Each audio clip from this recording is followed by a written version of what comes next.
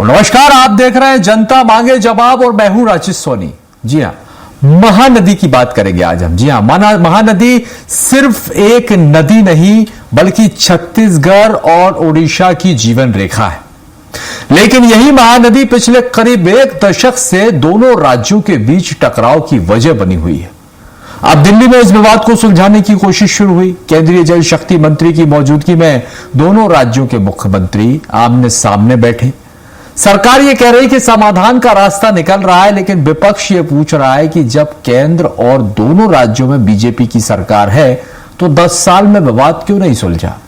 अब सवाल यह है कि क्या दिल्ली की इस बैठक से महानदी का दशकों पुराना विवाद खत्म होने की उम्मीद जागी है, या फिर महानदी पर राजनीति का बहाव पहले की तरह ही जारी रहेगा। आज इसी मुद्दे पर हम चर्चा करेंगे। कई मेहमान भी हमारे साथ जुड़ेंगे, लेकिन उससे पहले हमारी खास रिपोर्ट देखिए।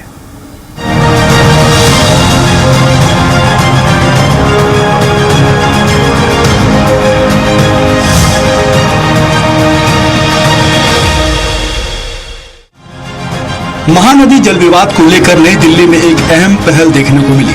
केंद्रीय जल शक्ति मंत्री सीआर पाटिल की अध्यक्षता में हुई हाई लेवल बैठक में छत्तीसगढ़ के मुख्यमंत्री विष्णुदेव साय और ओडिशा के मुख्यमंत्री मोहन चरण मांझी आमने सामने बैठे। बैठक में दोनों राज्यों के वरिष्ठ अधिकारी और तकनीकी विशेषज्ञ भी मौजूद थे। मुख्यमंत्री विष्णुदेव साय ने कहा कि महानदी सिर्फ एक नदी नहीं बल्कि दोनों राज्यों की साझा जीवन रेखा है। उन्होंने साफ किया कि छत्तीसगढ़ टकराव नहीं बल्कि संवाद और सहमति के जरिए स्थायी समाधान चाहता है। इसके लिए कम वर्षा वाले वर्षों में साझा जल प्रबंधन, स्थायी संस्थागत तंत्र और तकनीकी स्तर पर बेहतर समन्वय जैसे कई सुझाव भी बैठक में रखे गए।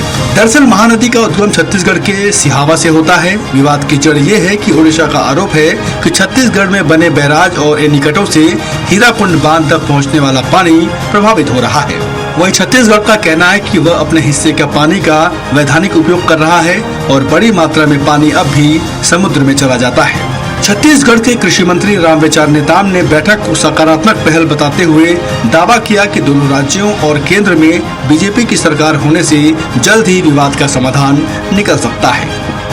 दोनों एक ही पार्टी के हैं और आपस में भाई भाई का एक तरह से संबंध है, तो मैं समझता हूँ कि आपसी बैठ करके उसका समाधान करना वो बहुत ही एक तरह से जरूरी थी। जो लंबे समय से लोगों का कई तरह का प्रश्न किए जा रहे थे, तो उसका एक तरह से पटाक्षेप हो जाए। लेकिन कांग्रेस इस दावे से सहमत नहीं है। प्रदेश कांग्रेस अध्यक्ष दीपक बैज ने सवाल उठाया कि जब केंद्र और दोनों राज्यों में बीजेपी की सरकार है तो महानदी विवाद अब तक सुलझा क्यों नहीं। छत्तीसगढ़ उड़ीसा दोनों जगह भारतीय जनता पार्टी की सरकार है। दिल्ली में भारतीय जनता पार्टी की सरकार, तो फिर महानदी विवाद का जल का समाधान क्यों नहीं हो रहा है। ये विवाद इतना लंबा चलते आ रहा है, मतलब सीधा सीधा ये डबल इंजन सरकार की फेलियर है। अब दोनों विवाद को खत्म करना है, महानदी विवाद को, तो बस्तर में इंद्रावती का भी अपना हक का पानी मिलने चाहिए। महानदी का मुद्दा सिर्फ पानी के बंटवारे का नहीं बल्कि दो राज्यों के भरोसे, किसानों के हित और करोड़ों लोगों की आजीविका से भी जुड़ा है। सरकार इस बैठक को समाधान की दिशा में बड़ा कदम बता रही है, जबकि विपक्ष का कहना है कि सिर्फ बैठकों से नहीं ठोस फैसलों से विवाद खत्म होगा। अब सबसे बड़ा सवाल यही है कि क्या दिल्ली की यह पहल वर्षों पुराने महानदी जल विवाद का स्थायी समाधान बन पाएगी, या फिर यह मामला न्यायाधिकरण और राजनीतिक बयानबाजी के बीच ही उलझा रहेगा। स्वराज एक्सप्रेस के लिए रायपुर से दिलीप साहू की रिपोर्ट। तो देखिए, पानी के बंटवारे को लेकर जिस तरह की स्थिति बनी है और उसको लेकर अब ये कयास लगाए जा रहे हैं, जो बैठक दिल्ली में हुई है मुख्यमंत्रियों के बीच और जल मंत्री के बीच, जिस तरह की बैठक है, अब ये लगाया जा रहा है कि समाधान की तरफ कोई कदम आगे बढ़ रहा है और इसी पर सियासत भी देखने को मिल रही है। चर्चा को आगे बढ़ाते हैं, समझते हैं आखिर मुद्दा क्या है और कैसे इसका समाधान निकलेगा। मेहमान हमारे साथ हैं, मेहमानों का परिचय पहले आपसे करवा देते हैं। रविंद्र सिंह जी, बीजेपी प्रवक्ता हमारे साथ हैं। रविंद्र जी, आपका बहुत स्वागत है। अमित श्रीवास्तव जी, कांग्रेस प्रवक्ता हमारे साथ हैं। अमित जी, आपका भी बहुत स्वागत है। और साथ ही अनिल पुसतकर जी हमारे साथ वरिष्ठ पत्रकार जुड़े हुए हैं। अनिल जी, आपका भी बहुत स्वागत है। आप सभी मेहमानों का स्वागत करते हुए शुरुआत रविंद्र जी आपसे करता हूं कि दशकों से ये विवाद चल रहा है, क्या अब ये खत्म होने वाला है? दिल्ली में जिस तरह से जल मंत्री सीआर जी के साथ आप लोगों के साथ बैठक हुई, बैठक के बाद लग रहा है कि कोई समाधान निकलेगा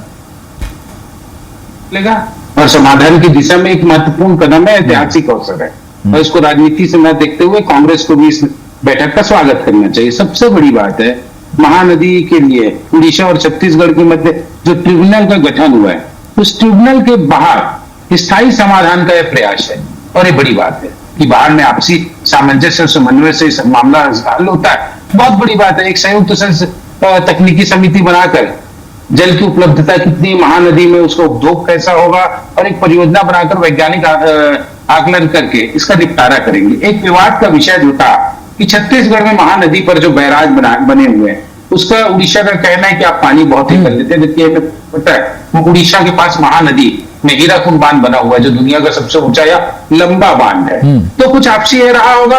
अब उस चीज को समाप्त करने का अवसर है, इसीलिए केंद्रीय जल शक्ति मंत्री जो सीआर पाटिल जी और छत्तीसगढ़ और उड़ीसा के मुख्यमंत्री को बैठा कर इस समस्या का हल करने जा रहे हैं। क्या दिक्कत है? तो बड़ा अच्छा कदम है। और सबसे बड़ी बात है, अभी मैं दीपक बैद जी को देख रहा था, बोले जब केंद्र में सरकार इनकी, छत्तीसगढ़ में इनकी सरकार, तो इतना दिन क्यों लगा?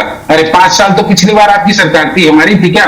और उड़ीसा में तो मतलब भाजपा की सरकार नहीं थी। अभी पहला अवसर है उड़ीसा में, छत्तीसगढ़ में हमारी सरकार और केंद्र में हमारी अवसर।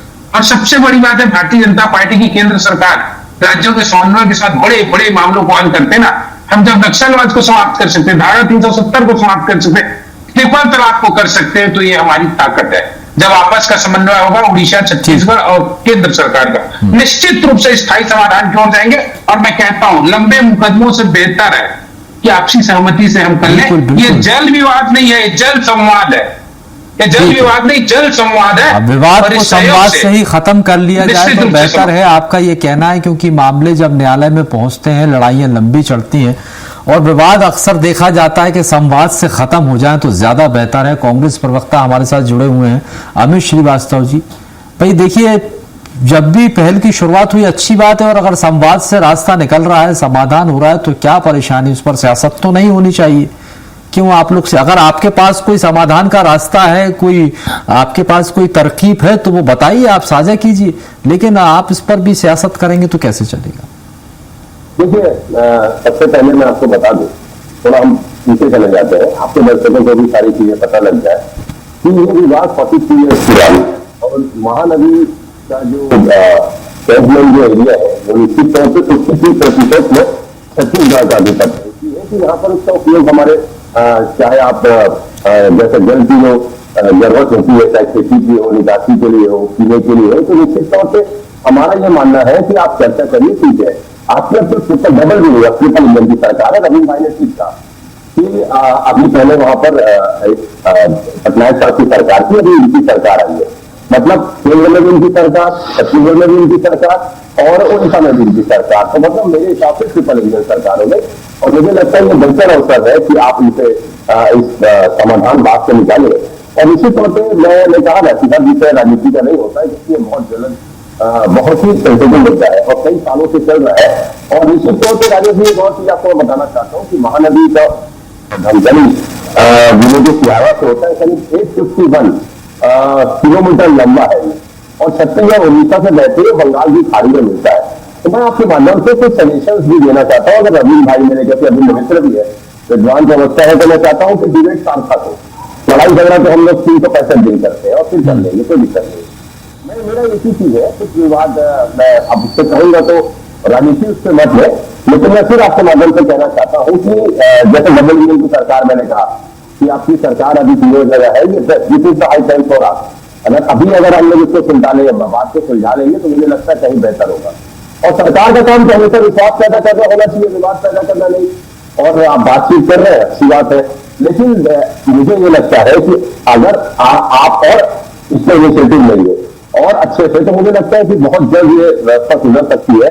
लेकिन एक ही चीज का हमको ध्यान रखना पड़ेगा कि हमको छत्तीसगढ़ के हित की अधिकारों की रक्षा के लिए भी हमको लड़ना पड़ेगा, बात करनी पड़ेगी। और छत्तीसगढ़ अपने वैधानिक हिस्से के जल के उपयोग का पूरा अधिकार भी रखता है और हक भी रखता है। राजेश जी, तो किसी भी समझौते से पूर्व मुझे लगता है कि छत्तीसगढ़ के हित और अधिकार को सरकार को देखना चाहिए, यही हमारी मांग है। और वर्षों तक केवल बैठक और घोषणा होती रही, लेकिन इससे सबसे ज्यादा नुकसान अगर किसी का हुआ तो हमारे छत्तीसगढ़ के किसान भाइयों का हुआ और आज भी हो रहा है। तो जल विभाग का असर निश्चित तौर पर सिंचाई पे, पेयजल पे और कृषि पर पड़ता है। और निश्चित तौर पर मुझे लगता है कि कोई भी ड्राफ्ट जो तैयार होगा, मैं बड़ी अहम बात कर रहा हूं, इसे सार्वजनिक भी किया जाना चाहिए ताकि दोनों राज्यों को ये पता हो और वहां के लोगों को पता हो रहा है, सार्वजनिक हो ताकि विपक्ष को ही पता चले, लोगों को भी पता चले कि क्या कुछ संवाद हुआ है और लोगों को भी ये पता चलना चाहिए कि क्या हम समाधान की ओर वाकई आगे बढ़ रहे हैं। आपका ये कहना है, और उसमें यदि कुछ लगता है तो बाकी की जो सुझाव होंगे तो विपक्ष से भी लेना चाहिए। मैं यहाँ पर रविंद्र जी आपसे ही पूछूंगा, तो क्या इसे सार्वजनिक किया जाएगा जो संवाद वहां पर चल रहे हैं, या फिर विपक्ष यदि इसमें समाधान के लिए कोई सुझाव देता है तो क्या उन्हें भी शामिल किया जाएगा? बिल्कुल किया जाएगा। विपक्ष की सकारात्मक सहयोग का, पहल का मैं स्वागत करता हूँ। उनके हर सुझाव का जो छत्तीसगढ़ के हित से क्या तकलीफ है, बिल्कुल उन्हें आगे आके देना चाहिए। लेने में हिचकेंगे भी नहीं। दूसरी बात, पूरा जो शर्त तय होगा उसको सार्वजनिक करना चाहिए, उनकी मांग है तो मैं समर्थन भी करता हूं। और छत्तीसगढ़ के हितों से किसी भी प्रकार का कोई समझौता नहीं होगा और मैं भी सोचता हूं इस चीज को ना होना चाहिए। तीसरी बात, ये इच्छा शक्ति का ना प्रथम कदम है, बहुत लंबे समय से चल रहा है। मैं एक छोटी सी बात बोल रहा हूं राजेश जी, आप भी बात बोल रहा हूं आपको, मैंने इतिहास पढ़ा। करीब 643 के आसपास में रैनसांग आते हैं चीन के यात्री और सिरपुर के पास वो रुकते हैं, तो वो लिखते हैं कि महानदी का पाट इतना बड़ा है कि वो समुद्र जैसा है और छोड़ दिखता नहीं, और वो जल मार्ग से आते हैं।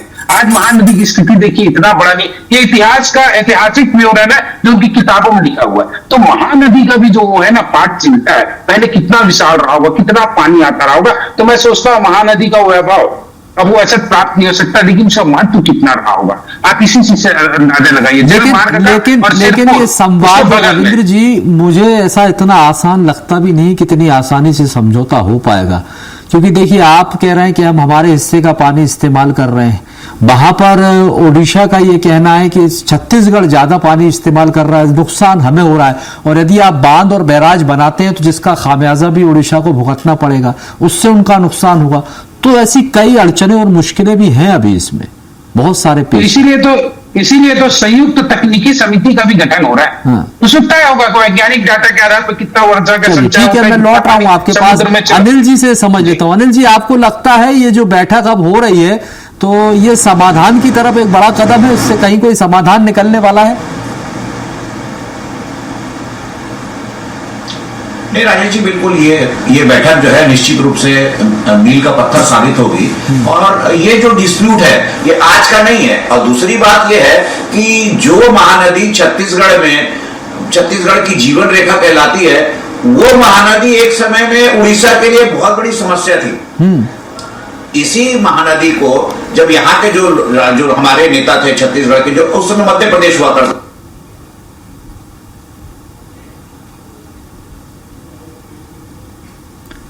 अनिल जी आपकी आवाज नहीं आ रही है। अनिल जी आपकी शायद म्यूट हो गया है, आपका फोन म्यूट हो गया है, आवाज नहीं आ रही। 1 मिनट जरा आप उसको दबाइए, म्यूट हो गया है। हाँ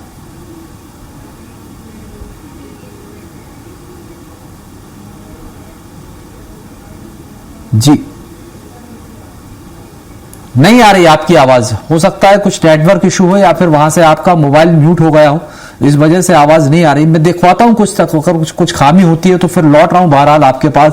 तो ये दशकों पुराना विवाद है। और अमित श्रीवास्तव जी, आपको जिस तरह से आप देखिए, अभी रविंद्र जी भी यही कह रहे थे कि विपक्ष भी आए और आकर अपने सुझाव हमारे सामने रखता है तो हम भी तैयार हैं, आपके सुझाव भी वहां पर स्वीकार होना चाहिए। और वाकई ये जो मामला है, ये इच्छा शक्ति से ही इसका समाधान निकलेगा, ना कि राजनीतिक इच्छा शक्ति होनी चाहिए।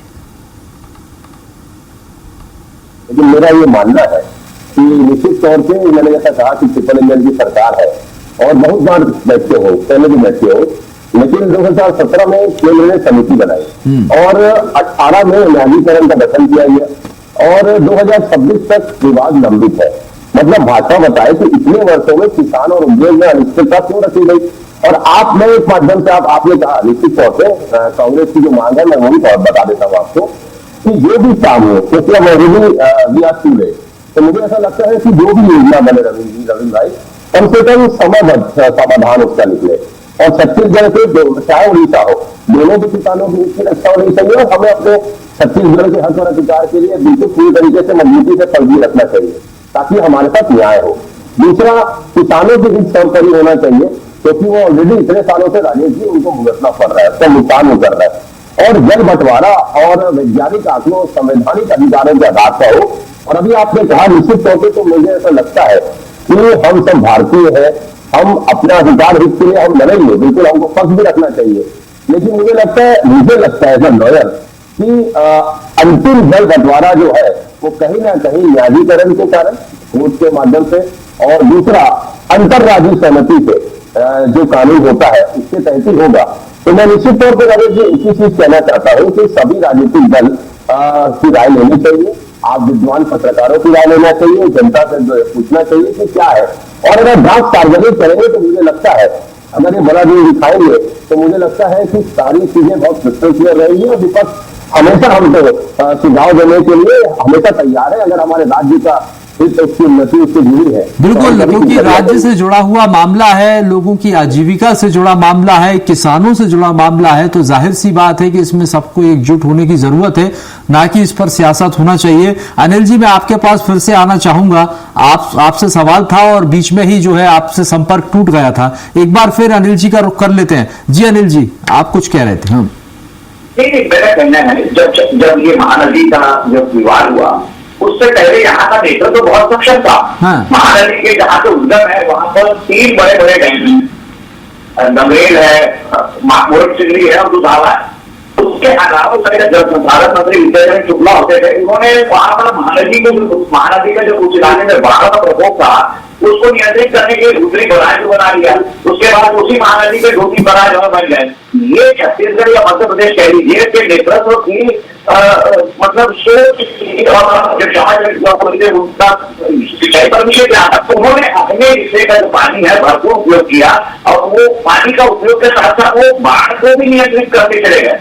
जैसे रवि सिंह बता रहे हैं कि रेड साहब ने जो लिखा है, वहां पर शेरपुर एक पूरा इलाका था, पूरी एक जो है बहुत मॉन्स्ट्री थी, 10,000 लोगों की, वो उस जमाने में स्लीपों कर जाता था, वो पूरा का पूरा डूब गया था महानदी की बाढ़ में। महानदी बहुत विशाल नदी है और उसकी बाढ़ से उड़ीसा हमेशा प्रभावित है, लेकिन उड़ीसा का नेतृत्व उतना सक्षम नहीं रहा है, उनकी जो है इच्छा शक्ति उतनी नहीं रही कि उन्होंने महानदी में हीराकुंड के अलावा कोई बड़ा काम किया। हीराकुंड जो है दुनिया का सबसे लंबा मट्टी का डैम है, तो उनके पास तो बहुत बड़ा एरिया अटैचमेंट। तो पानी का जो डिस्प्यूट है उसमें छत्तीसगढ़ को कोई, किसानों को कोई नुकसान होना नहीं है। अब ये जो दीपक है जो कह रहे हैं, जो राजनीति कर रहे हैं कि डबल इंजन है, फेल है, तो क्या इससे पहले जब कांग्रेस की सरकारें थी उड़ीसा में और छत्तीसगढ़ में या मध्य प्रदेश में, तब वो इसकी समझौता नहीं हो पाया था। ये राजनीति का विषय नहीं है, विशेष रूप से जो है हर जगह होता है, हर किसी का अपना अपना स्वार्थ होता है। हमारे हिस्से में महानदी जो है 350 किलोमीटर है, 450 करीब किलोमीटर तो वो उड़ीसा में रहती है, लेकिन हमारी जो सिंचाई व्यवस्था है या हमारा सिंचाई विभाग है छत्तीसगढ़, वो भी ज्ञान का ही छात्र हुआ।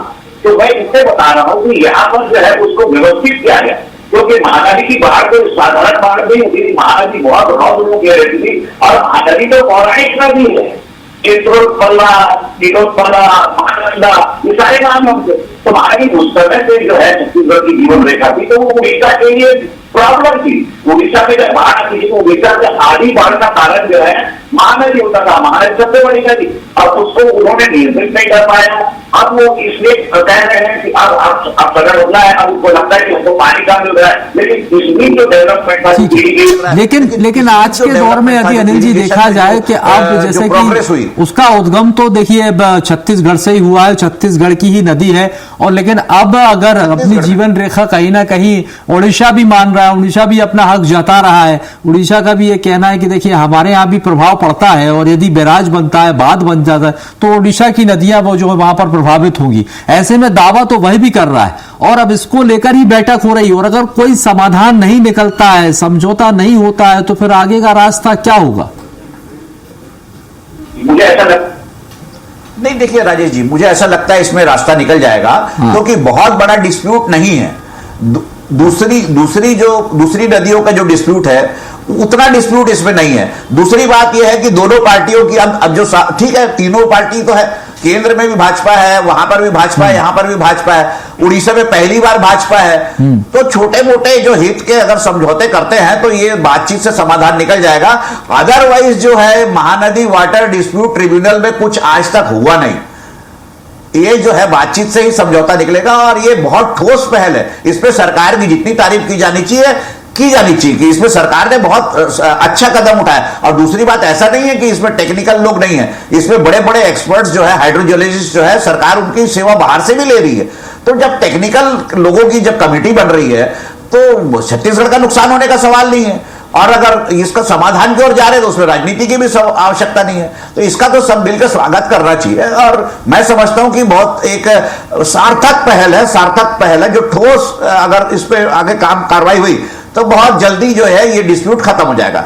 यानी कि ये जरूरत नहीं पड़ेगी कि मामला न्यायाधिकरण में तो पहले से है ही और उसके बावजूद भी वहां का रुख और करना पड़े, यानी कि संवाद से ही जो है इस विवाद का खात्मा होगा। रविंद्र जी जी बिल्कुल होगा। अब एक ही दिशा में सब कोई चल रहे हैं। हाँ। तीनों जगह भाजपा की सरकार, अब अलग-अलग ट्रिपल इंजन की सरकार, तो निश्चित रूप से हल मिलेगा। दूसरी बात बोलता हूं, उड़ीसा में क्या कहते हैं, महानदी हमेशा संवेदनशील राजनीतिक विषय रहा है, राजनीति का एक बड़ा कारण रहा है वहां पर। लेकिन अब एक महत्वपूर्ण बात है, बोला ना विचारधारा की समानता वाली सरकारें, तो बहुत अच्छा रास्ता मिलेगा। इससे भी बड़े बड़े विवाद, कावेरी जल विवाद हमने हल होते देखा है, सरदार सरोवर बांध को नर्मदा नदी पे होते हुए हमने देखा गुजरात महाराष्ट्र के बीच।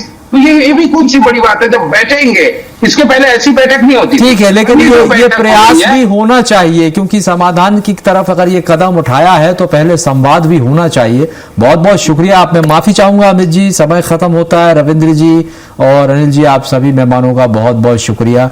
तो देखिए, आपको बता दें कि जिस तरह से ये छत्तीसगढ़ में महानदी का जो विवाद है, कहीं ना कहीं इसको लेकर एक बड़ा कदम जो है वो उठाया गया है। ये मुद्दा सिर्फ पानी के बंटवारे का नहीं, बल्कि दो राज्यों के विश्वास, किसानों के भविष्य और करोड़ों लोगों की जरूरत से जुड़ा है। अब निगाहें दिल्ली से शुरू हुई इस पहल पर है कि क्या संवाद और सहमति से वर्षों पुराना विवाद अब ये सुलझेगा या फिर मामला सियासत के बीच ही उलझा रहेगा। फिलहाल के लिए हमारे इस कार्यक्रम में इतना ही। आगे भी खबरों का सिलसिला लगातार जारी है, आप देखते रहिए स्वराज एक्सप्रेस।